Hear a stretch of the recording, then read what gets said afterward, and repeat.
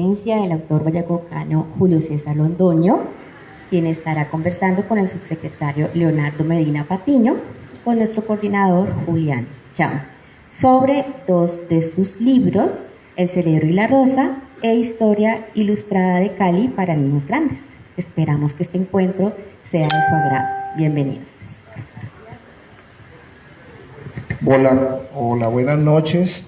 Gracias a estar aquí en esta jueves frío, pero delicioso, para conversar con una figura de la literatura colombiana, incluso latinoamericana, como es Julio César Londoño, amigo, con quien compartimos y con quien también hace rato nos tertuliábamos, y vamos a aprovechar este espacio para conversar un poco o tertuliar un poco aquí con los asistentes. Veo amigos, caras amigas, escritores, seguramente habrá vecinos del sector también que nos acompañan en los jueves literarios o de tertulia en la Biblioteca Centenario. Gracias a Julián Cham como coordinador de esta biblioteca patrimonial, organizar este tipo de encuentros, a Héctor Iván y a todo el equipo de bibliotecarios que está unido al Facebook Live, y a todos aquellos que están viendo esta conversación. Entonces, Julio, bienvenido. Tiene muy impresionado usted con esa solvencia, ya parece como un presentador de televisión y todo, hombre. Cada 8 días me corresponde. Me imagino. Muchas gracias a Julián por la invitación, a vos por venir, y bueno, espero que pasemos un rato acá interesante y que no los aburramos mucho. Julián. Bueno, no mucho que agregar a esa presentación de Leonardo. Un honor tenerte aquí, Julio César, y para conversar de varios temas, de 2 libros, pero de golpe otros temas que surjan. Claro, es un poco eso, y queremos también dialogar con ustedes, porque es interesante conocer también algunas inquietudes que seguramente surgen a raíz de las publicaciones que esta noche presentamos, y seguramente de las columnas de opinión que a veces generan prurito en sus lectores y que hoy tendrán la oportunidad de averiguar. Tenemos 2 ejemplares. Uno es El Cerebro y la Rosa, que Julio César presentó o publicó en pleno confinamiento. Logramos hacerle una breve presentación como en el mes de octubre del 2020, cuando permitían medio reunirnos 6 personas, y allí Julio nos presentó su publicación, que son pequeños ensayos, como él lo hace muy bien, pero literariamente muy bien trabajados. Y el libro de Historia de Cali para niños grandes, que fue, digamos, un encargo de la Alcaldía de Cali, acá, de esta subsecretaría en particular, con ocasión del derribo del monumento de Sebastián de Belalcázar. Entonces, con todos los antagonismos y todo el debate que surge alrededor del derribo de Belalcázar, que si vuelve o no, que Belalcázar fue esto y lo otro, los defensores, los atacantes, les dijimos, hay que narrar esa historia de Cali no contada. Y dijimos, pues creo que una pluma que lo puede hacer de manera breve y para todo tipo de públicos, que no sea un libro acartonado solo para académicos, sino que lo puedan leer en los colegios, o lo puedan leer en el WhatsApp, o que lo pueda leer una persona del extranjero y lo entienda. Dije, pues es Julio César, y qué mejor que sea un amigo, y eso me ha costado trompadas de otros amigos que dicen que yo solamente contrato a los zurdos, pero pues eso vale hongo, después de que sea un trabajo bueno, literariamente bien entregado. Eso, y de eso se trata. Entonces, Julio, contanos qué te pareció, además acompañado de unas gráficas muy interesantes, esa manera de cómics, pues, o graficado muy bellamente por otro artista que ya nos comentará, y con un pues presupuesto ajustado que logramos sacar esta publicación. Entonces, Julio, ¿cómo recibiste esa propuesta? ¿Qué tal te sentiste trabajando? Veo que al final hay una fe de ausencias, porque quedaron temas pendientes que seguro ameritarán una segunda publicación, que estamos mirando cómo la trabajamos. Bueno, muchas gracias Leonardo por invitarme a un nuevo proyecto. Con Leonardo hemos hecho muchos proyectos. Todos han sido pésimos negocios, pero nos hemos divertido mucho haciéndolos. Hemos aprendido harto. De eso se trata. Yo me acuerdo de una anécdota que contaba Poncho Zuleta, el compositor. Él decía que a él le habían pagado, que le pagaba muy poquito en sus inicios como músico. Dice, pero menos mal que los empresarios no sabían que yo estaba dispuesto a pagar por hacer música. Yo creo que cuando uno hace lo que le gusta, eso uno lo puede hacer hasta gratis, la recompensa está allí mismo en el trabajo. Bueno, cuando Leonardo me dice de hacer un libro para niños, pues inicialmente me asustó la cosa porque un libro para niños no puede tener más de 40 páginas, eso es una norma de UNESCO. Y meter 500 años en 40 párrafos pues era complicado. Pero encontré un buen apoyo ahí en la oficina de patrimonio, tienen una muy buena historia de Cali. Entonces de allí saqué como información esencial, una información que permitiera conocer la historia de Cali y cómo está ahora, hasta ayer, desde 1536, desde antes, desde los precolombinos hasta ayer, hasta el estallido, hasta los panamericanos de Cali, está todo allí metido. Entonces escogimos unos puntos que fueran hitos históricos de la ciudad y que le dieran también buenas oportunidades al ilustrador gráfico, ¿no? Porque si uno cuenta una historia con base en unos hitos muy abstractos, entonces después el ilustrador pues se mete en un lío. ¿Cómo dibujar vos ideas económicas, ¿no? Conceptos históricos? Pues lo jodés. Pero yo creo que logramos finalmente ese balance, que pudiera seguirse una historia linealmente y que el ilustrador tuviera de dónde echar mano. Y a mí me gusta, Julio, que el libro lo sacamos digital, como lo ven en pantalla, y está en físico, y siquiera vinieron poquitos para poderles dar a todos, ¿no? Porque se agotó. Realmente lo entregamos en toda la red de bibliotecas públicas de Cali, son 61 bibliotecas, al gabinete en pleno, a los concejales de Cali. Julio se reticente a que no, que los concejales no, hasta que al final se dio, ¿no?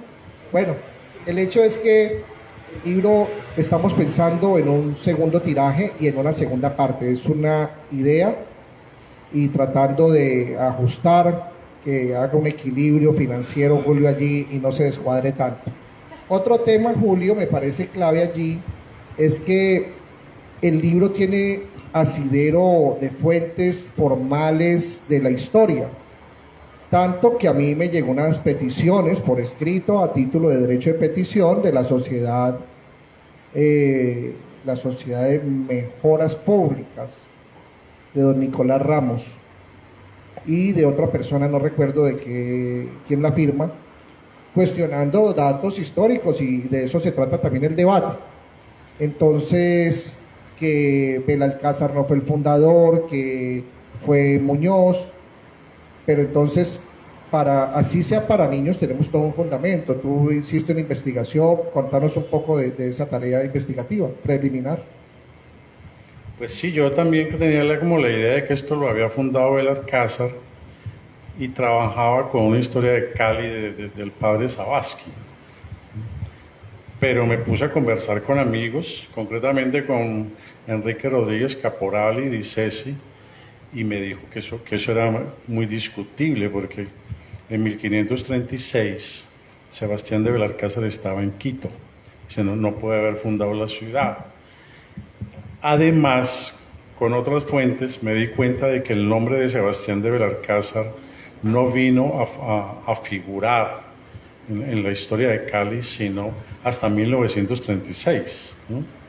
Antes de eso lo que medio figura es el nombre de Miguel Muñoz, que era un capitán de Belalcázar.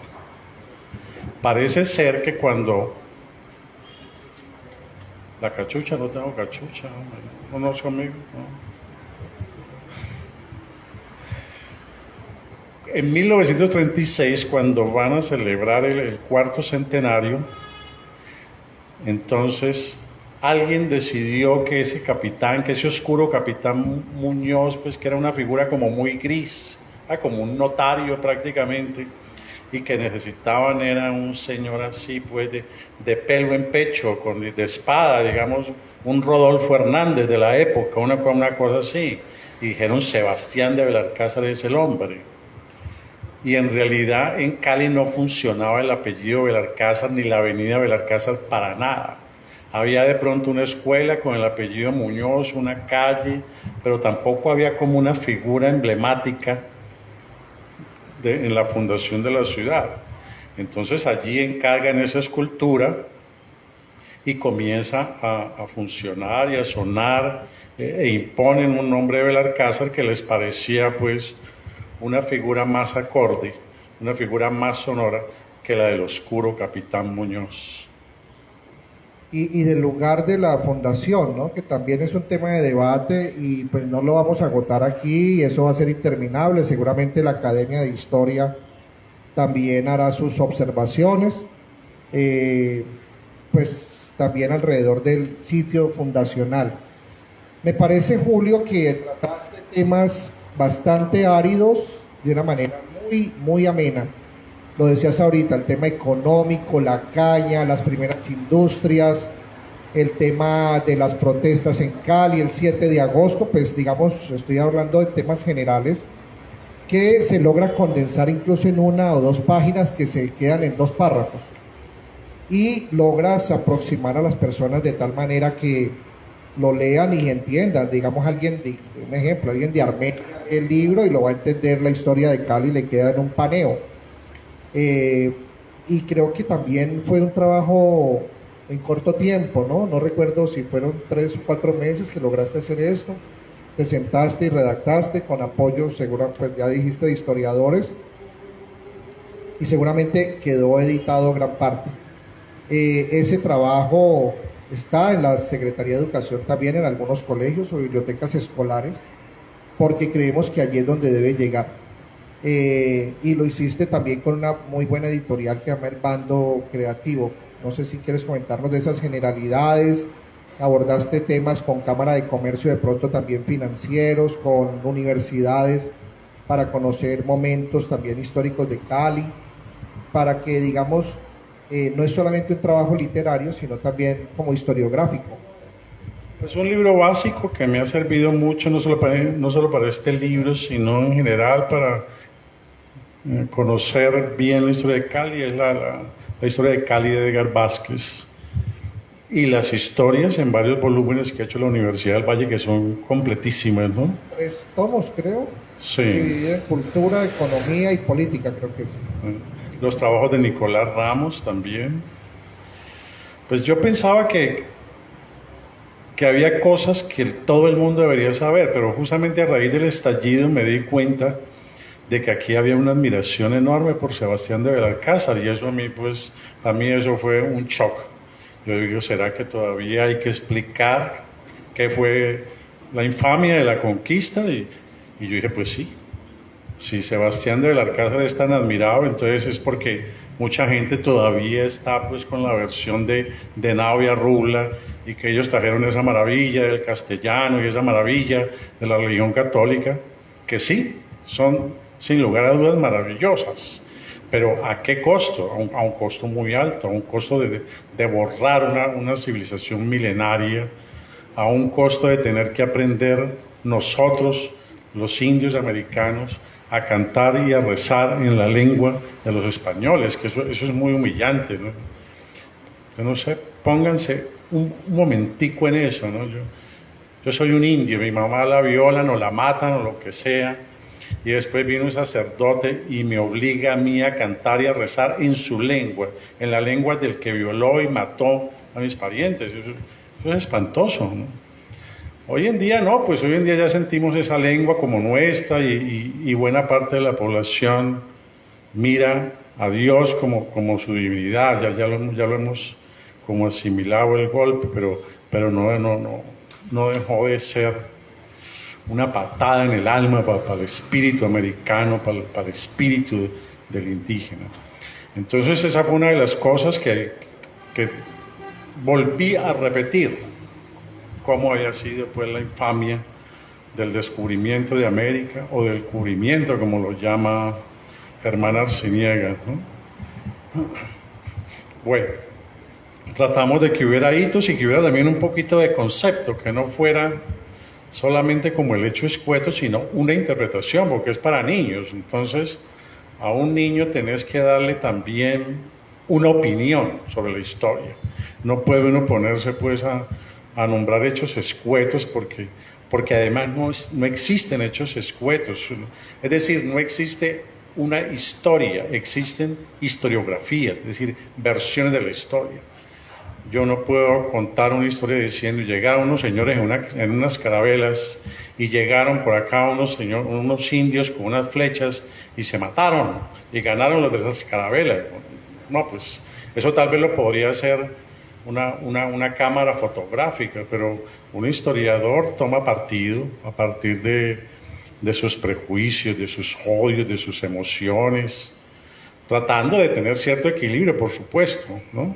Tampoco es hacer activismo, hacer una historia visceral, pero sí una historia desde los ojos de un ser humano, no a través del diafragma desde una cámara, ¿no? Bueno, digamos que este es el primer libro que queríamos presentar esta noche, Historia de Cali para niños grandes, que ahorita lo entregaremos acá mientras recibimos esta brisa de acá del oeste y que viene del Pacífico. En segundo lugar, tenemos el libro El cerebro y la rosa, que son ensayos, como ya lo dijimos, literarios sobre ciencia. Julio nos tiene muy acostumbrados a sus muy buenos análisis de historia, de ciencia, sobre todo de una manera, desde por qué las moscas no van a cine, que creo que está aquí en esta biblioteca. Creo que es tu primer libro, publicado por Planeta. El espejo y la moneda, que también son pequeños ensayos. Zigzag, y no recuerdo otro así. Y entonces ahorita con El cerebro y la rosa, que vamos a tener aquí, ese sí para la venta, que es el del autor, son también unos ensayos alrededor de diferentes temas. Uno de esos temas que me gustó mucho es que describe a un amigo en común, que es William Ospina, porque lo hace de una manera magistral. William no es una persona... ¿Usted por qué se jacta de eso? Por favor.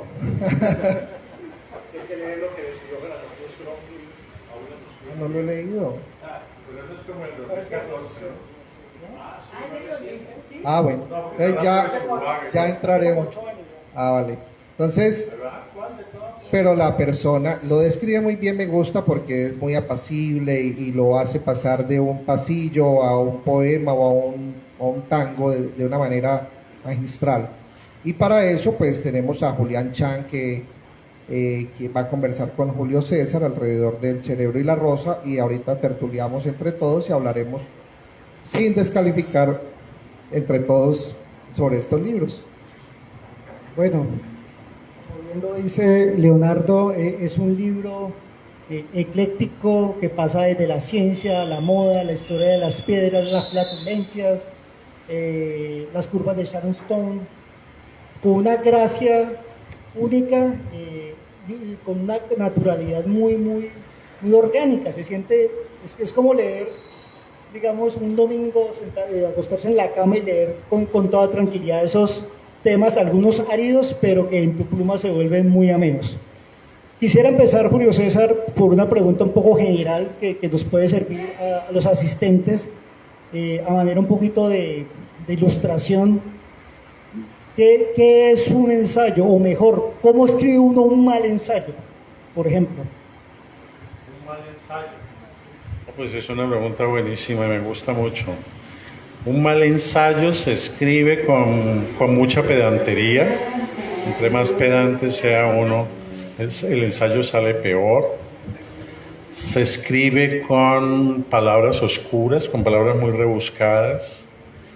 Se escribe con ecuaciones, con términos técnicos, con mal humor también, Es infalible para uno tirarse un libro, hacer chistes malos o hacer chistes viejos o trabajar en torno a cosas demasiado conocidas. Por ejemplo, la manzana de Newton, ¿no? La manzana de Newton, pues ya todo el mundo está harto de esa manzana, entonces mejor que no la metas, y si la metes tienes que salir de ella rápido, porque todo el mundo conoce esa anécdota. Un buen ensayista es un tipo que lo sabe todo sobre un tema, sabe incluso qué es lo que la gente ya sabe, para no insistir, para no volver sobre esas cosas. Un mal ensayo también se hace como con lentitud, con parsimonia, ¿no? Dándole como muchas vueltas a las cosas. Y un buen ensayo se hace pues con todo lo contrario, ¿no? Un buen ensayo se hace con cosas que uno ha tenido largo tiempo en su cabeza y en su corazón. Si vos no llevas, yo no sé, 10 años o 20 días, porque 20 días metido de cabeza en un ensayo también te puede dar una aproximación interesante, ¿no? Y si no hay más tiempo, pues tocó.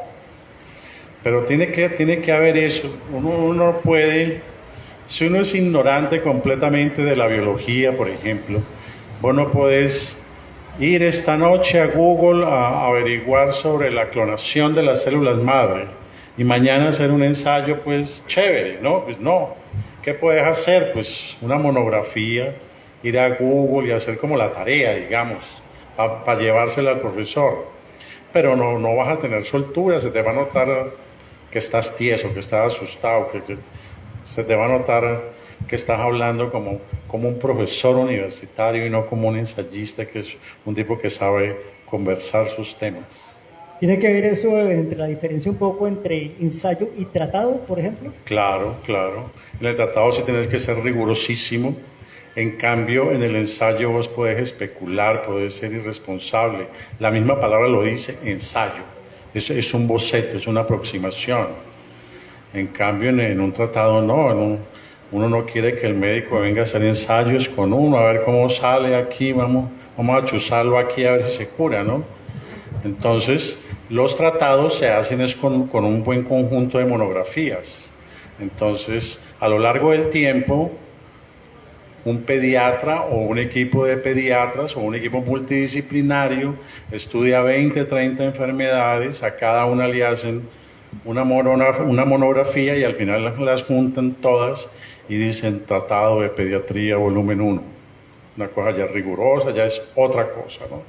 Parece que comparte un poquito lo del ensayo porque también es como una reflexión, pero ya pues con un nivel de rigor y con todas las exigencias de la ciencia, ¿no? Bueno, aprovechando, antes de entrar en rigor sobre algunos aspectos del libro como tal, aprovechando pues que hay otros dominios, otros géneros sobre los que continuamente escribes, el cuento, por ejemplo, ¿cuáles son esas características que hace que un relato sea un cuento, o un buen cuento por lo menos? Pues un cuento ya es otra cosa, es una narración. Acordate que uno puede hacer como 3 cosas principales con palabras. Puedes cantar, que es lo que hacen los poetas y los autores de letras. Podés pensar, que es lo que hace un ensayista, y podés contar cosas, que es lo que hace un cuentista, un novelista, un dramaturgo, un chismoso, un narrador oral. Entonces, un cuento es una narración de unos pocos sucesos con pocos personajes en un tiempo muy acotado, muy corto, geográfica y espacialmente. Eso es un cuento, ¿no? Porque, digamos, vos tenés una anécdota por allí, te pasó algo ayer en la calle, ¿no? Y lo consideras que es interesante, emocional, lo que sea, chun. Eso te da para cuento. O si te pasó una buena o mala historia con un amigo, de ahí puedes sacar un cuento. O si un gato te miró raro anoche a las 3 de la madrugada, puedes sacar un cuento. Pero si vas a contar la historia de tu familia en los últimos 50 años, pues tienes que echar mano de la novela, no te cabe en un cuento. Si la mirada de ese gato te da como para pensar muchas cosas, haces un cuento. Pero si lo que te causó fue como una emoción rara, entonces a lo mejor haces un poema, ¿no? Un poema para tu gato, ¿no? Se le puede hacer un poema al gato, se le puede hacer un poema a una olla que esté como viejita en la casa, que nos ha acompañado mucho tiempo, da para poema. Sacar un cuento de ahí es complicado. Las ollas generalmente no son buenos personajes para los cuentos y no dan para novela tampoco alcanza para allá. Se les puede hacer un poema o se les puede hacer una canción. ¿Estás de acuerdo un poco con lo que sostenía Julio Cortázar, que el cuento debía ganar por nocaut mientras la novela por puntos, como haciendo como un parangón con el boxeo? Pues sí, en general sí, el cuento tiene que tener como una contundencia especial. Aunque el cuento moderno es muy tranquilo, ¿no? El cuento como a lo Chekhov, a veces a lo Carver, donde no hay cosas así como brillantes, no hay finales inesperados, sino que hay una olla y 2 o 3 cosas más. Entonces, de pronto no hay tanto knockout allí, pero sí, de todas formas tiene que haber como una intensidad, porque es una historia que se desarrolla en pocas páginas. Y definitivamente lo que no le puede faltar a un cuento es la tensión. Tiene que haber ahí un problema, ¿no? Por ejemplo, un buen matrimonio muy feliz, pues no da para cuento ni da para nada. Pues puede ser muy bueno para uno estar allí con ella, pero no aguanta. Literariamente no funciona, tenemos que tener alguna aberración, que esa señora sea un poquito desaplicada, alguna cosa.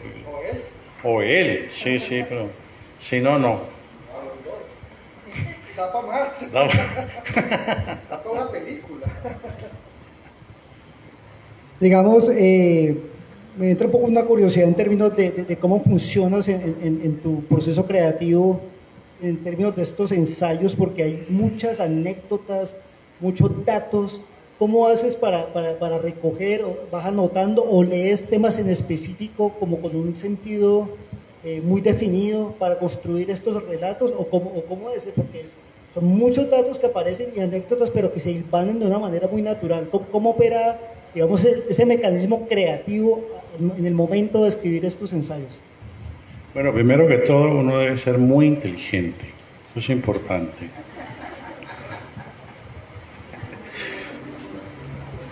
No, mira, hay que partir del hecho de que un tema sea como interesante. Entonces uno dice sexo, no falla, ¿no? A todo el mundo le interesa eso. Incluso los que tenemos disfunciones nos interesa con mayor razón. Sexo. La lotería nos interesa a todos. El azar. ¿Por qué nos interesa la lotería? Porque pues nadie quiere trabajar de a mucho, ¿no es cierto? Uno quiere como plata como ya, rápido. ¿No? Que uno tenga un 5.000 pesos y le devuelvan 5 millones de dólares, pues eso es lo que la gente quiere.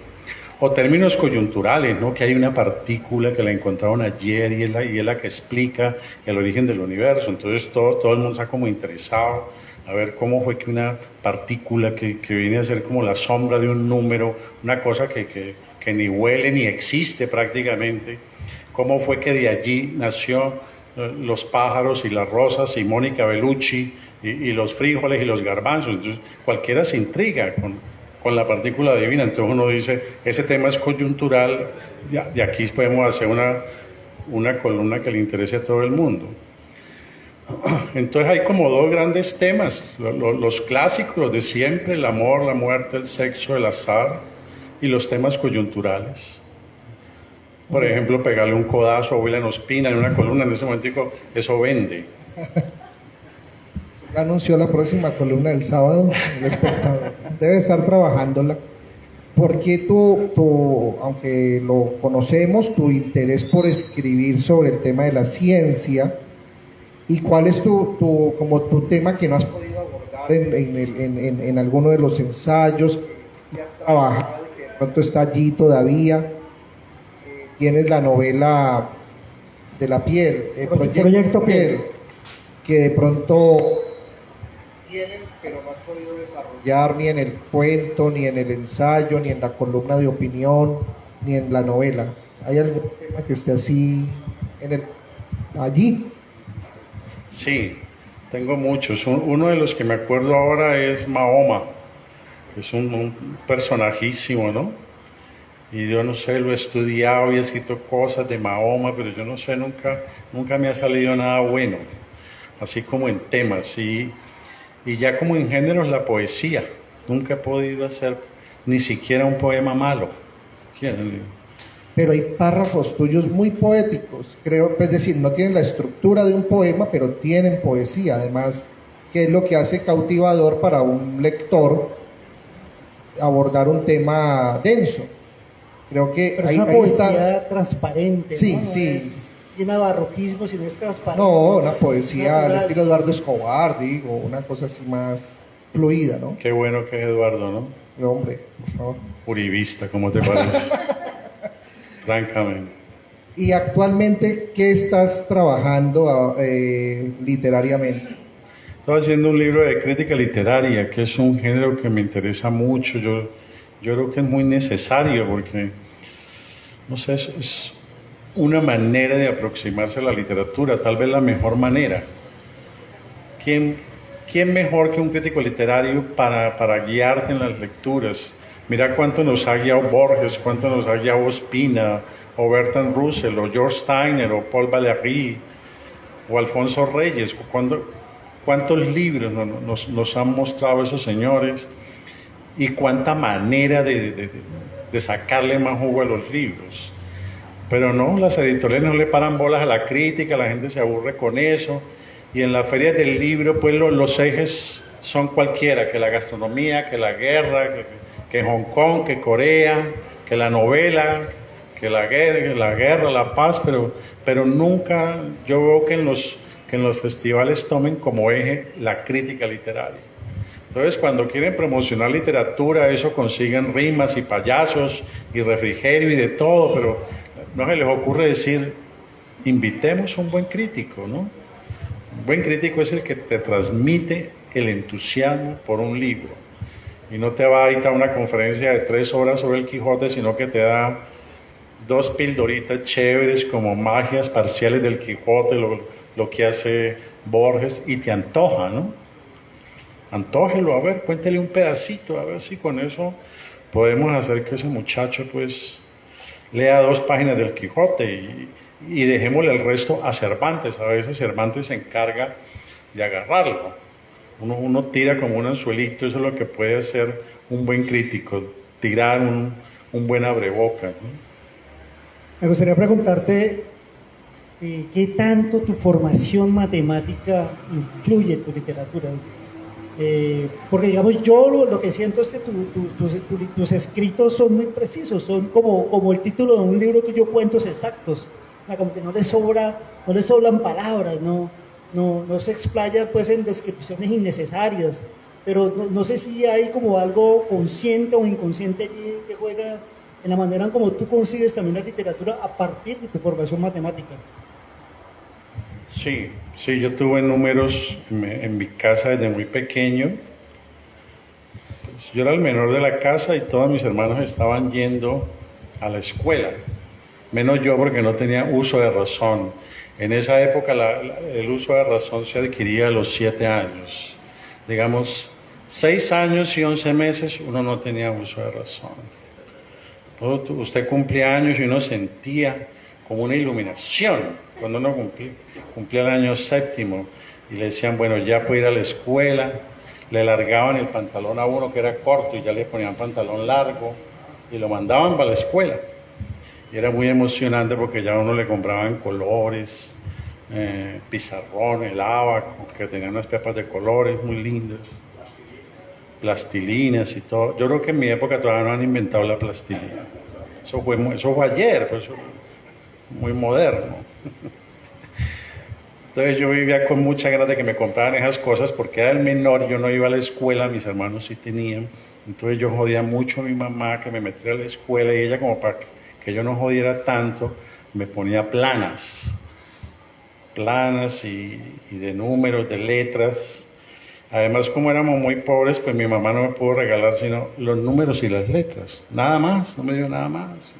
Pero entonces yo quedé con una buena base en las vocales y en la suma y en la resta. Si uno tiene allí esa base, si te sabes las vocales y sabes sumar y restar, ya tenés el software del universo y ya después la cosa puede ser fácil.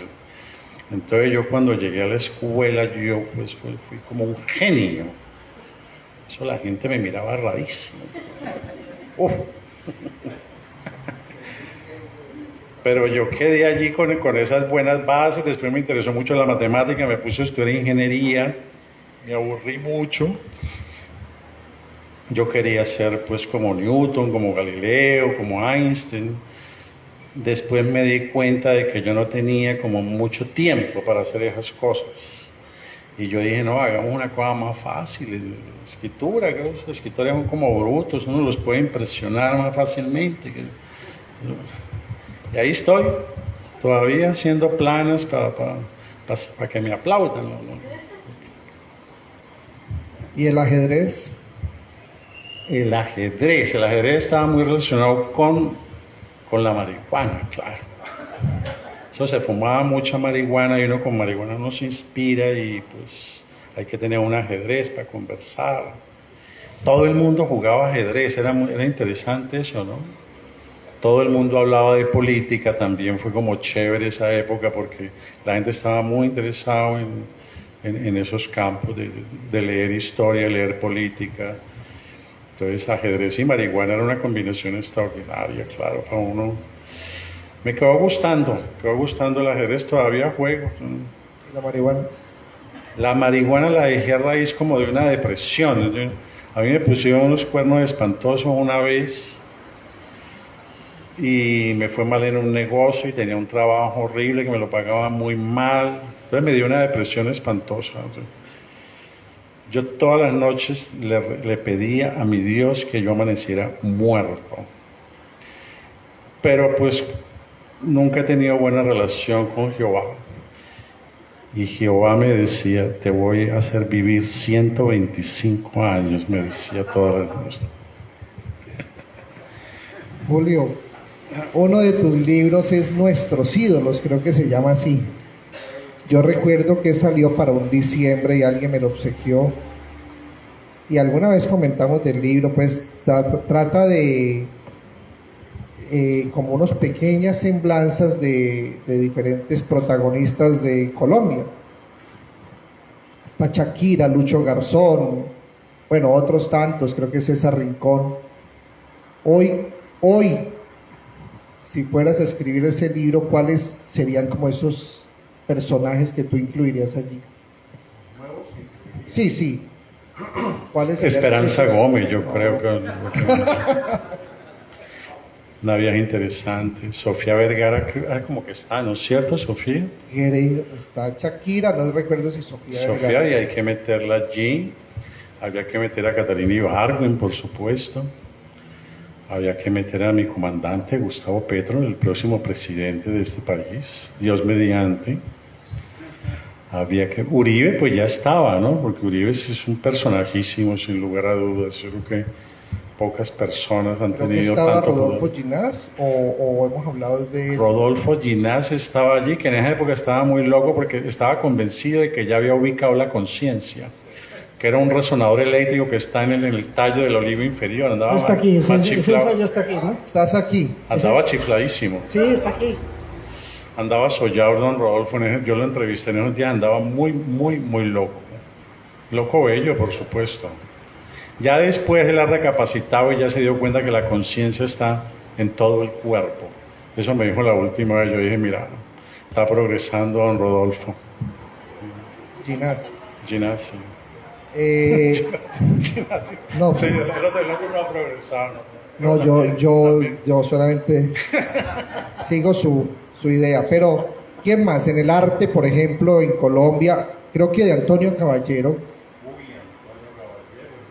Estuvo en tu taller literario, ¿no? Antonio estuvo en el taller, timidísimo ese señor, increíble, ¿no? Semejante alacrán alado. Y en el taller estuvo muy tímido. Habría que meter a Doris Salcedo, extraordinaria esa mujer, ¿no? Huepucha.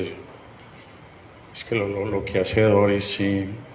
No, pues ya uno ve a Fernando Botero y es como ver un cómic renacentista, una cosa ya pues ahí como que debe tener su mérito, pero en cambio Doris Salcedo va y hace una grieta en la Tate Gallery, huepucha, y eso qué es, pues es el desgarramiento del alma y de la sociedad y de la mierda en que estamos. ¡Pah!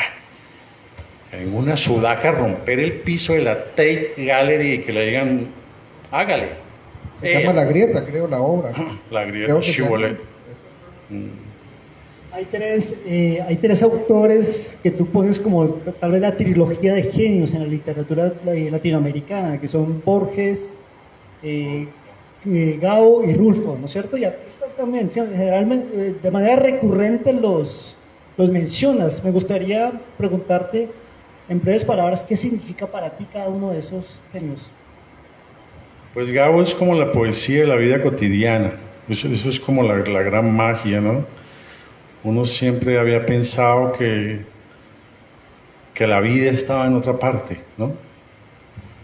Que las rosas eran más rojas en Alejandría, que el ruiseñor cantaba mejor en Budapest, ¿no? Que la gente era más inteligente pues en París. Y lo que nos cuenta Gabo es que la vida está incluso dentro de nuestra propia familia, que eso ya es bastante. Incluso en la familia política puede haber poesía, ¿cómo le parece? Entonces fue muy bello eso y él lo resumió perfectamente en Estocolmo cuando dijo: la poesía es la energía secreta que cuece los garbanzos en la cocina. Muy bello eso, ¿no? Es precioso, precioso. También está en el libro. La poesía es la energía secreta que cuece los garbanzos en la cocina. Entonces Gabo es eso, ¿no? Y a muchos Gabo nos reconcilió con la vida porque vivíamos peleando con el sistema, con la familia, con todo el mundo. Hasta que leímos Gabo y nos dimos cuenta pues que la poesía estaba allí. Rulfo pues es el poeta de la muerte, ¿no? Y es un señor muy taimado porque le hace creer a uno que el que está hablando es un campesino, y mentiras, que es un campesino más muchos trucos de la narrativa contemporánea, y más una sensibilidad extraordinaria como la que tenía Rulfo, más un desgarramiento extraordinario por su orfandad, por el dolor de la historia latinoamericana.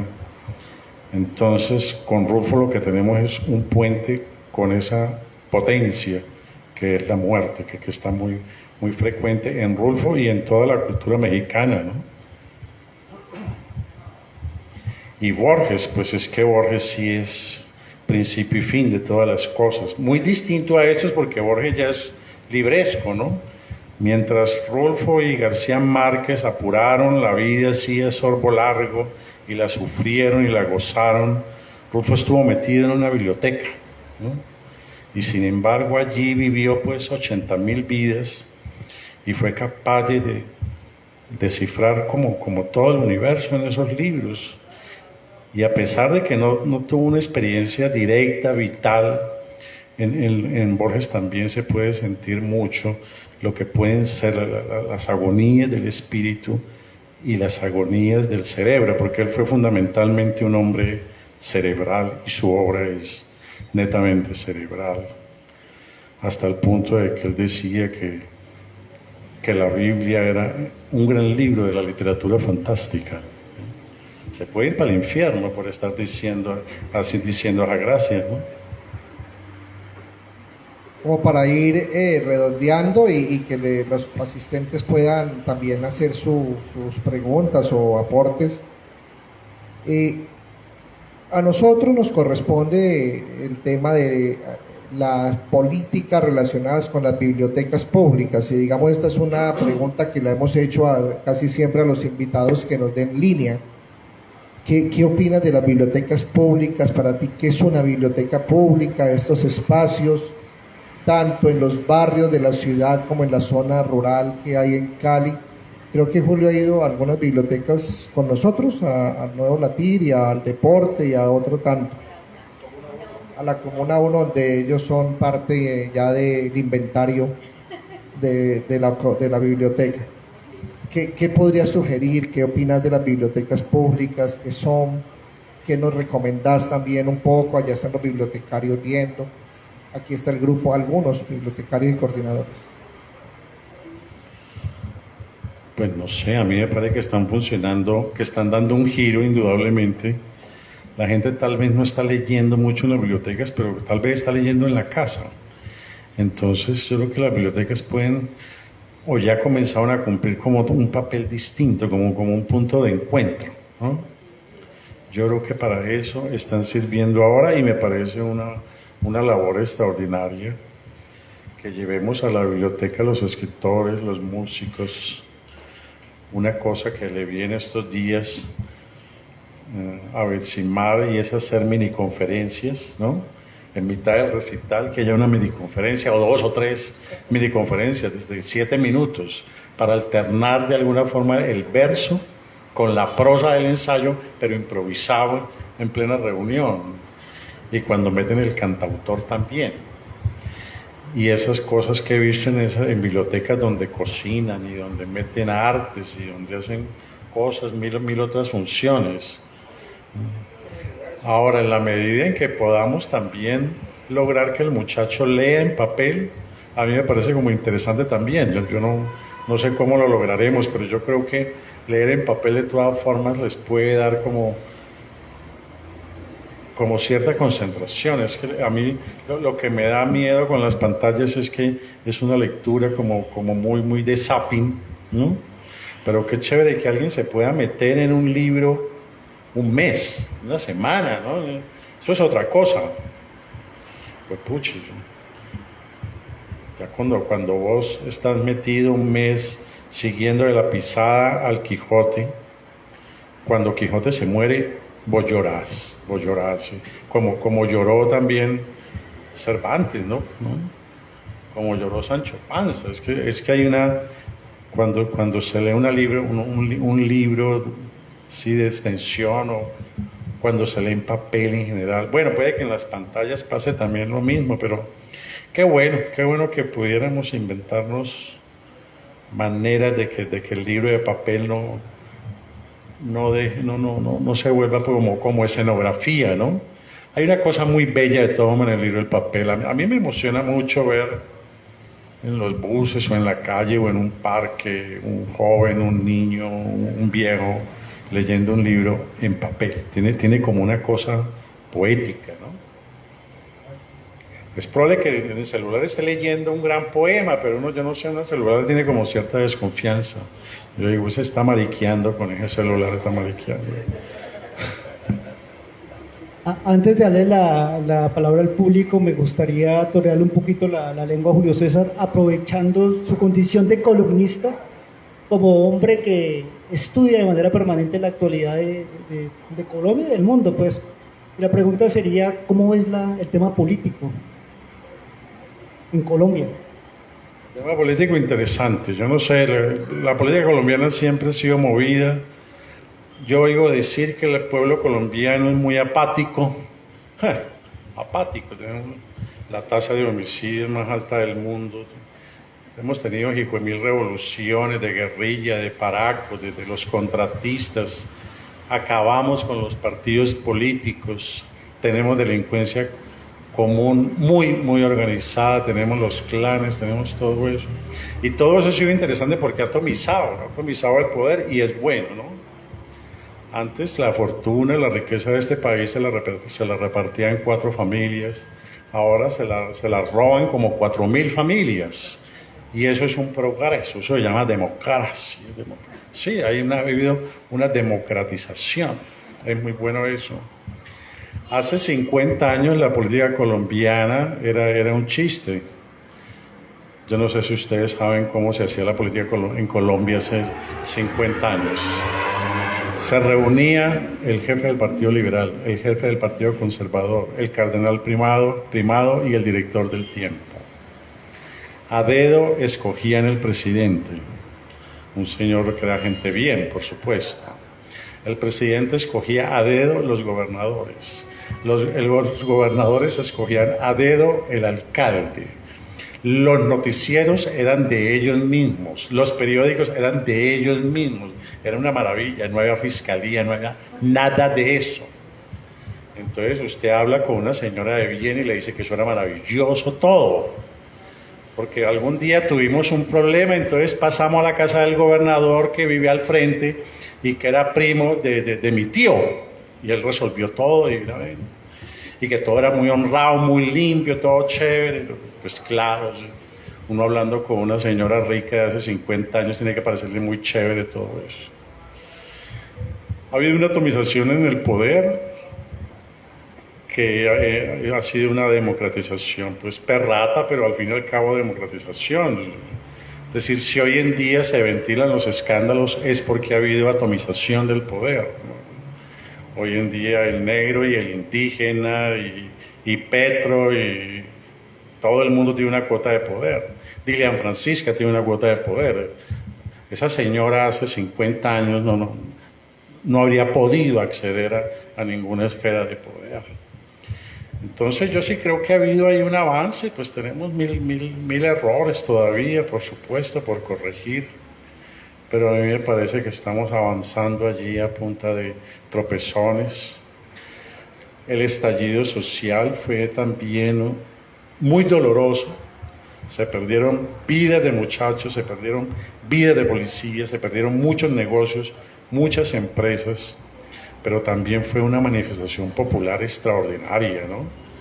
Con ollas comunitarias, ensayos, documentales, poemas, canciones, marchas, banderas, camisetas.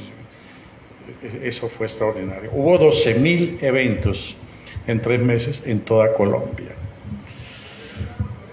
Yo creo que el estallido es una buena prueba de que el pueblo colombiano está como maduro para manifestarse políticamente, para protestar de una forma organizada. Les voy a dar 3 cifras como para que nos ubiquemos. El vandalismo tuvo encuesta de Datesco de final de mayo del año pasado. Vandalismo, un rechazo del 90 y pico %. Bloqueos, un rechazo del 80 y pico %. El paro en sí, el paro en general, una aceptación del 75%. Si usted le pregunta a los Lloreda qué pasó con el paro, entonces dicen, no, la indiamenta y la negramenta quemaron la ciudad. Si le pregunta a un Lloreda, ¿no? A Kiko, por ejemplo, o a Medardo, que es un negro blanqueado ahí.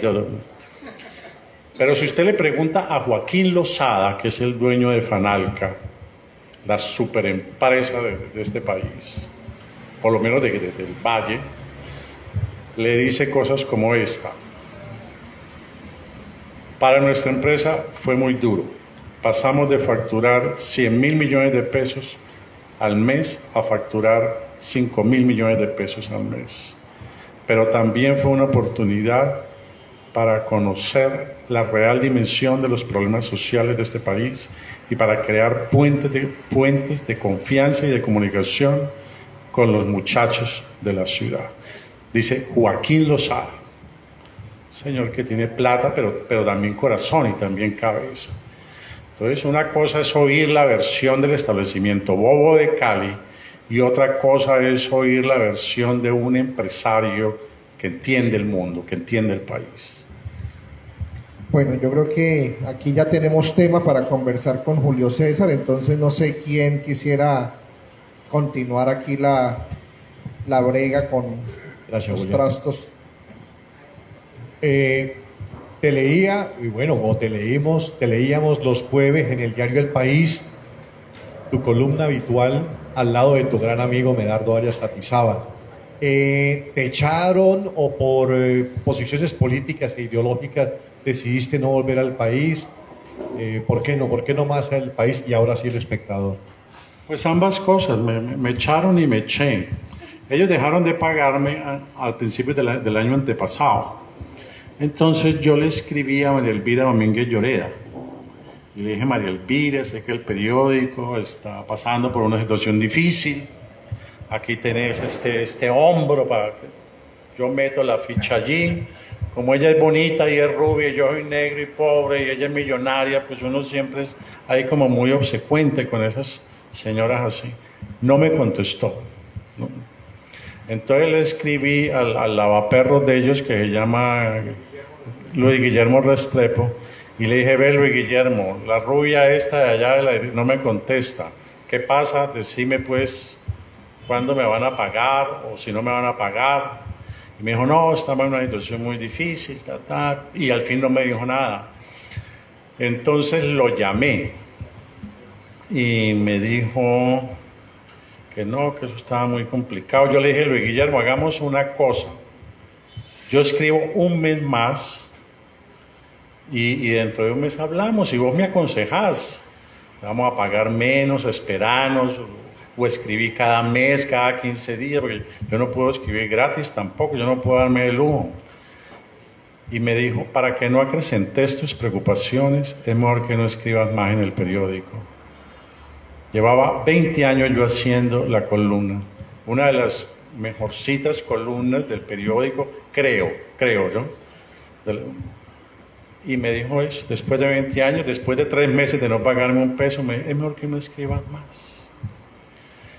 De ese tamaño son los Lloreda, que tienen fama de ser pésimos administradores, pésimos patrones y muy avispados con los dineros públicos, por cierto.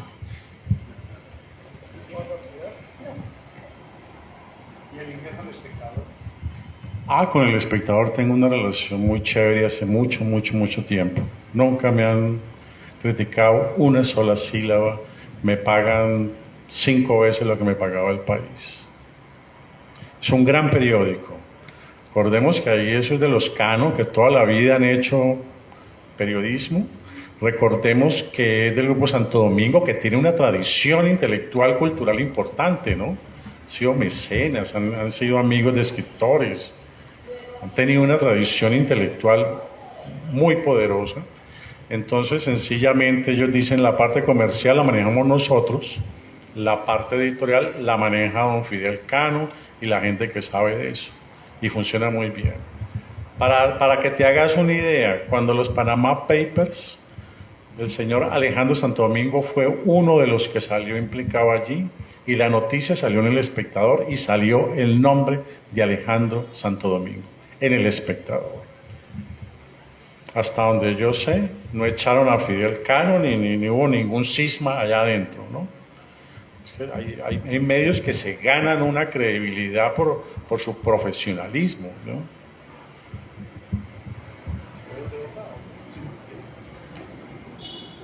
Siempre has demostrado una altísima admiración por Fernando Cruz Cronfli.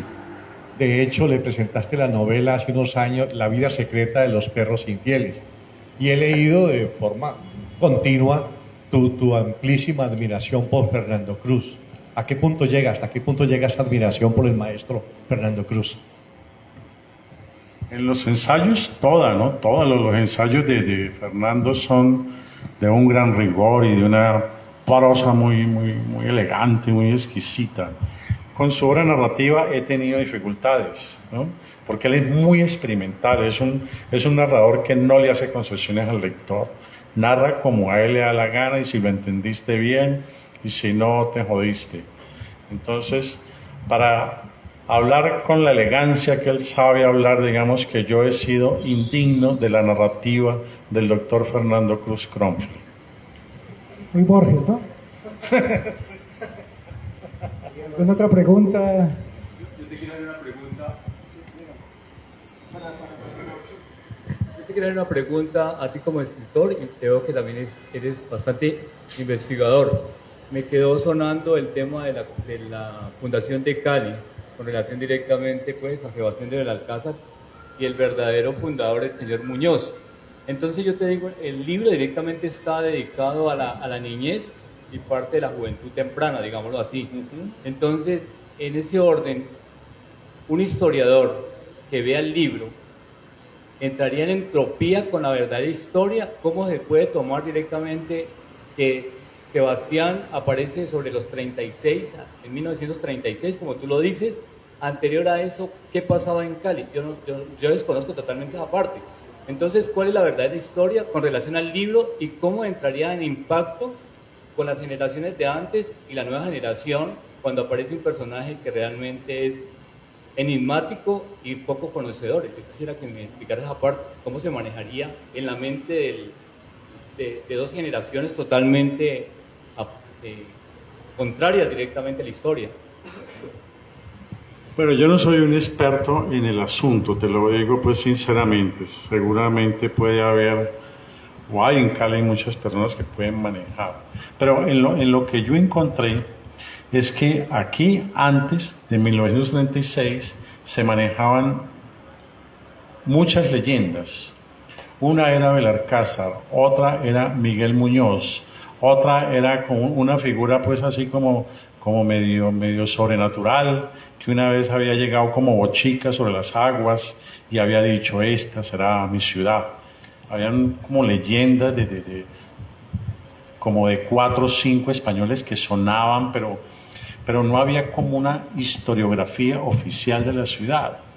Lo que yo encontré en la investigación es que después de 1936 que de todas esas figuras que sonaban comenzaron como a empujar fuertemente, casi como por diseño, la figura de Sebastián de Belalcázar. Pero yo me inclino mucho por la de Miguel Muñoz, que es un capitán de Belalcázar que funda Cali por orden de Sebastián de Belalcázar, porque lo que sí está documentado es que para esa fecha, en 1536, don Sebastián de Belalcázar estaba en Quito.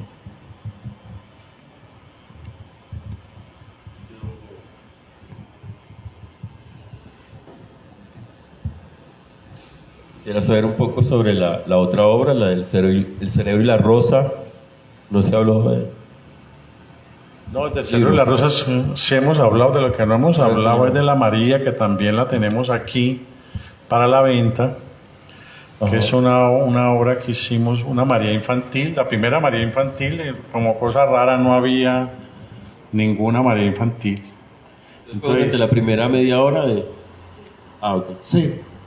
Es que hay que aclarar que Julio, como dijo ahora, de tiempo atrás hemos hecho proyectos conjuntos. Entonces, hace algunos años, en una administración anterior se dijo, creo que el alférez real, María y...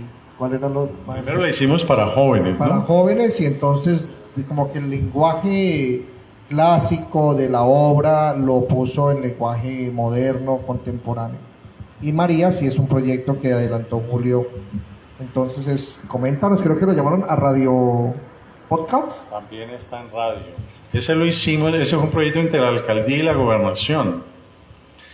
Entonces los textos los hicimos Betsimar Sepúlveda y yo. Le metió más la mano ella porque el texto es muy poético. Yo hice como la narración prosaica, digamos, y ella la enriqueció mucho. Y los textos los hizo Jorge Restrepo Potes, que son unos dibujos extraordinarios, ¿no? Jorge Restrepo Hernández. El caricaturista de semana. El que fue caricaturista de semana hasta cuando llegó Gilinski y votó a todo el mundo y volvió Chicuca la revista, ¿no? Y nos quedó muy lindo, estoy muy lindo el libro, estoy muy orgulloso de ese trabajo, porque pues es una historia de amor muy bella, María, ¿no? Entonces, qué bueno que esa historia de amor no se pierde, que la puedan leer también los pelados muy jóvenes, que de pronto no van a tener la paciencia para leer las 300 páginas de Jorge Isaacs. Qué bueno que lo puedan tener allí. Yo creo que si uno lee ese libro, si uno aguza un poquito el oído, uno todavía puede sentir cómo palpitaban los corazones de esos dos muchachos, de Efraín y María.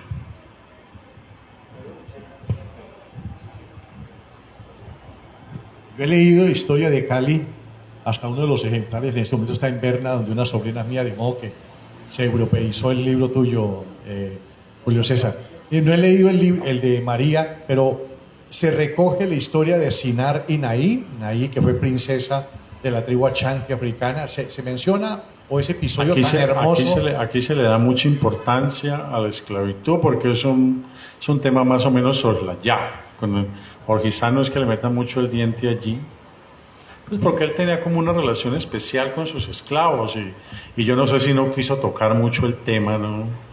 porque el trabajo de él era un patricio. Entonces el tema lo saca él. La esclavitud en su época es un tema que Jorge Isaac no aborda frontalmente. En lo que sí se mete duro es a explicarnos cómo es que llega el esclavo acá. Y ahí está esa historia que vos pintás. En esta versión de María, como metió mucho la mano una mujer allí, y esa mujer es política y yo también, entonces sí le dimos mucho realce al problema de la esclavitud acá, y le dimos también mucho realce al problema del sojuzgamiento, del patriarcalismo que se estilaba en esa época, ¿no?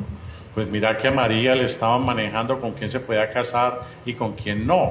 O sea que la mujer en esa época pues estaba 150 años más jodida que hoy.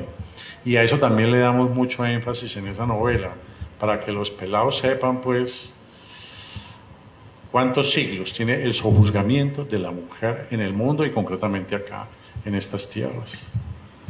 Para ir finalizando, y habrá momento de hablar aquí en la terraza con Julio César, pues vamos a finalizar. Quería preguntarte simplemente para cerrar, ¿qué estás leyendo, Julio César? Estoy leyendo crítica literaria, que es una materia que me interesa mucho. Siempre leo por allí como unos 10 libros, no termino ninguno, pero bueno, es como una ansiedad que uno mantiene con los libros. Antes compraba poquito, leía mucho. Ahora compro mucho, leo poquito y sucede, ¿no? Yo solamente quiero preguntar algo que siempre en estado literario aquí mismo. El tema directamente de la demolición de la estatua de Sebastián de las Casas, que fue directamente, pues, yo alcanzo a entender que el Valle del Cauca, para la conquista, muchas de las tribus habían desaparecido. Entonces, me impactó el daño histórico del monumento como tal, ¿sí? Y la barbarie directamente. Entonces, me cavilaba yo y en un libro yo leía directamente que las tribus que en este momento existen para Colombia no son propias de la tierra, de aquí de esta tierra, sino que son migrantes, digamos, los que entraron por el sur del país. Entonces yo me preguntaba a mí mismo, para mí, yo decía, pero ¿con qué autoridad directamente borran o quieren tachar un monumento? Es un monumento, más no es, porque lo que yo decía, ni los indígenas de ayer, ni nosotros vivimos la barbarie, la vivieron otros para que podamos estar en este estado. Entonces yo siempre me he preguntado eso, o sea, ¿qué pasa directamente por un estallido, esa barbarie misma? ¿Tú que eres investigador, ¿entendés? No he podido entender en pleno siglo XXI, o sea, es buena la manifestación, pero que lleguen directamente un grupo de personas y quieran arrasar como la historia de una ciudad, es algo como que uno no le cabe en la mente a un monumento de cemento y arena, digámoslo así. ¿Sí me entiendes? Yo sé que directamente, pero yo digo, ni los indígenas de ayer, de la conquista, existen hoy, y no me queda muy claro si los indígenas que están en Colombia son propiamente colombianos o son de otros países y llegaron a América aquí a tal. Esa es la pregunta que yo quería. Bueno, ellos son del Cauca, pero acuérdate que en 1400 no existía ese límite. Eso era un continente americano que no tenía ni siquiera ese nombre. Entonces, decirle al indígena en este momento que usted es un extranjero, pues es un atrevimiento, ¿no? Como quisieron decirle hace poco a los indígenas que ellos no podían pasar del Cauca acá. Tumbar un monumento tiene su más y su menos, de todas maneras es un testimonio histórico, es una obra de arte, entonces sí, puede ser riesgoso. Pero yo creo que tenemos cosas mucho más graves que la caída de un monumento, por ejemplo, el asesinato de líderes sociales y de indígenas debería preocuparnos mucho más que lo que pasa con una estatua. A la estatua podríamos resignificarla y en eso está trabajando la Secretaría de Cultura como una resignificación y que los monumentos sean más incluyentes, porque no deja de ser maluco que se siga entronizando a un señor que fue un genocida.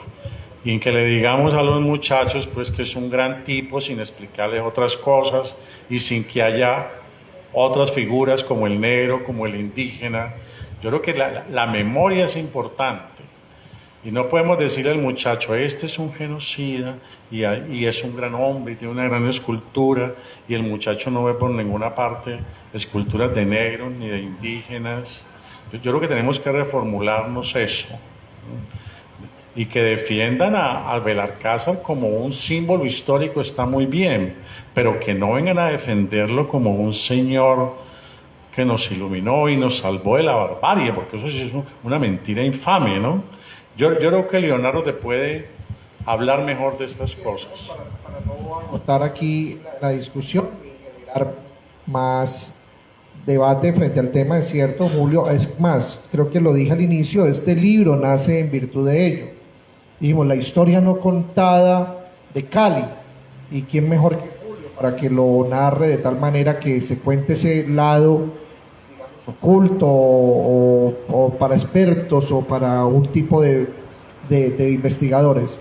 En primer lugar, un poco es esa pedagogía, y dijimos para niños, con el ánimo de que las nuevas generaciones conocieran esas versiones, esa versión recontada. En segundo lugar, muy cierto lo que dice Julio, estamos en ese proceso también de inclusión de otros símbolos, monumentos en la ciudad que reconozcan la multiculturalidad y la diversidad de Cali. Por eso estamos trabajando con las comunidades afros y palenqueras en Cali, que hay aquí en El Hormiguero, aquí en Playa Renaciente, y de igual manera con los cabildos indígenas, que hay 8 o 9 cabildos en la ciudad, para conocer sus expectativas. ¿Qué creen que lo representa? Por ejemplo, los indígenas dijeron, no queremos un monumento, no nos representa, más bien un espacio donde hacer nuestras prácticas, usos y costumbres.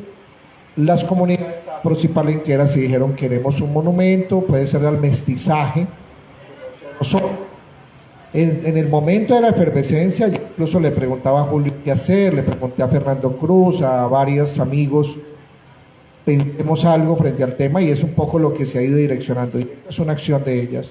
Pues bueno, creo que suficiente, llevamos 1 hora y media aproximadamente, esta tertulia muy buena,